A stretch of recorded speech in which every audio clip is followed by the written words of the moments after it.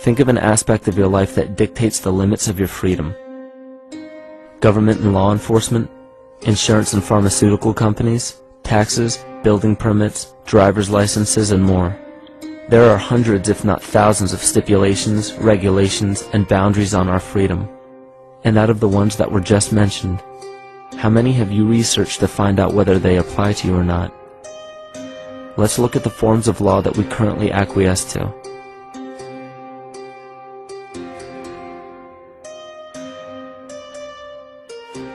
A common misconception among people is that any rule or regulation that governs them falls under one category: law. But there are many other forms of law that people abide by without realizing that they simply do not apply to them. Another misconception is that a nation's constitution gives us our rights. A constitution does nothing more than list the rights that we already have. We are born with inalienable rights, endowed to us by our Creator. They are not given to us, and they cannot be given away. The most a person can do with a right is choose whether to exercise it or not. Maritime admiralty law is what's known as the law of the water. It is superseded by civil law and only applies to those who willingly contract themselves into it. The definition of admiralty law is a body of private international law governing the relationships between private entities which operate vessels on the oceans. Let's look at how and why a form of law that is fashioned to govern corporations, businesses, and vessels has imposed its rule over natural human beings. This is all done through a form of word magic. A simple perversion of language has made it possible to convince people around the world that these alternative laws apply to them. One of the predominant beliefs in modern culture is that licenses, permits, registrations, and other forms of documentation are required to operate motor vehicles, use public roads, build structures and establishments, engage in free enterprise, and much more. Sadly, these beliefs are based on little to no investigation whatsoever, and are false. This belief structure is perpetuated by maritime admiralty law. This form of law was originally created to govern ships docking in foreign nations for the import or export of products and resources. It deals with banking and merchant affairs, not civil affairs. When a product is taken off of a ship and brought into a foreign land, that nation takes custody of the resource and accounts for it with a certificate. That certificate marks the birth date of that product in the custody of the respective nation. Think of why it is supposedly required to have a certificate of live birth in the first place. The Barron's Dictionary of Banking Terms defines a certificate as a paper establishing an ownership claim. So right there, we notice that everyone with a birth certificate is defined as being owned. People are used as collateral with other nations because the U.S. is bankrupt. The United States declared bankruptcy on March 9th of 1933. At this point, the U.S. began taking out loans from a private, non-government affiliated corporation called the Federal Reserve. With no money to pay back the loans, the United States began using the citizens as collateral. All birth and marriage certificates are literally warehouse receipts. Just look at the similarities of warehouse receipts and birth certificates. Both document the date of issue, a serial number, registration number or receipt number, a description of the product, and an authorized informant to notify the appropriate government agency. With all of this information being readily available, the majority of people are unaware of their involvement with maritime admiralty law. This is possible through the manipulation of language. This admiralty law changed the meaning of the word person from a natural living person to a corporation.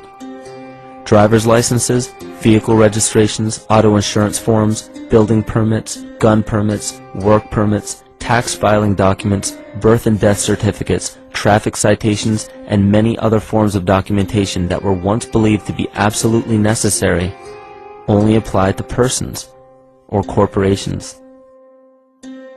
Upon signing such a legal document,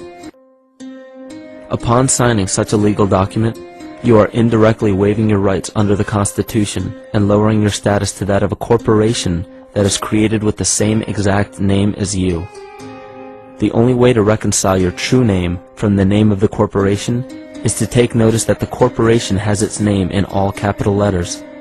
This is known as capitis diminutia maxima. You may take notice that your driver's license, birth certificate, social security card, insurance cards, and more use all capital letters to legally represent the corporation with your name, not you. The corporation is known as an artificial person, whereas you, the human being, are known as a natural person. This deception goes even deeper when it comes to the courts that we attend. When showing up to court, you will notice that there are seats for witnesses behind a wooden fence or barrier. The defendant must cross through the entrance to the other side of the barrier where the plaintiff and judge sit. This act symbolizes the boarding of a ship. At this time, business can be conducted in maritime admiralty law. The judge, acting as captain or banker, is responsible for settling the balance between the two sides. This is why there is always a monetary value involved in any court case. The captain is simply dealing with banking and merchant disputes. Once the balance is paid, the case is closed. To turn the court case away from admiralty law where your rights are not protected, you must avoid agreeing to represent the artificial person. This is done by stating that you are the natural person. You don't have a first or last name because those imply corporate title.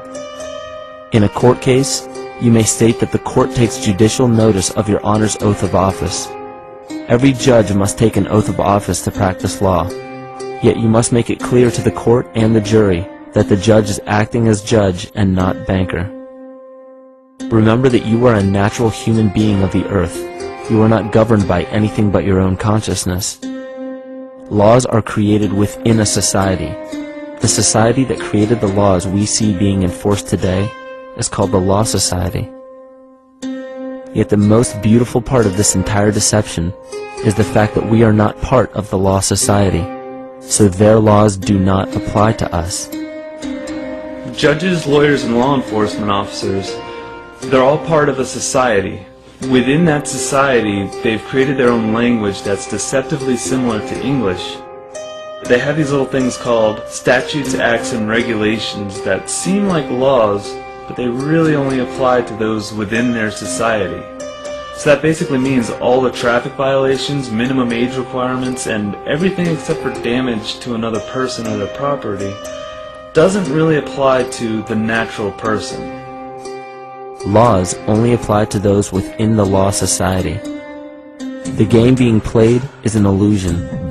You can simply choose to open your eyes and reclaim the freedom that you were born with, bound by nothing but the limits of your imagination. These are just a few examples of assuring that your rights are being protected. By far, the most important line of defense against this deception is to be aware of the perversion of language, and be absolutely aware of how you form your beliefs and concepts.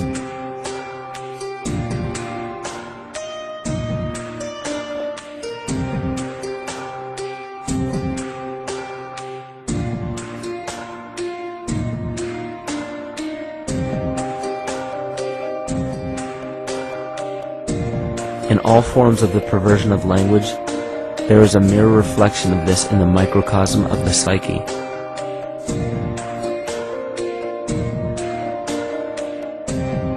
And the problem I see with humanity today is we don't truly know ourselves anymore. We have the 9-to-5 job, we have the house, the children, the bills, the television, the hobbies, and the errands that we run every single day, and we eventually begin to believe that this is who we are.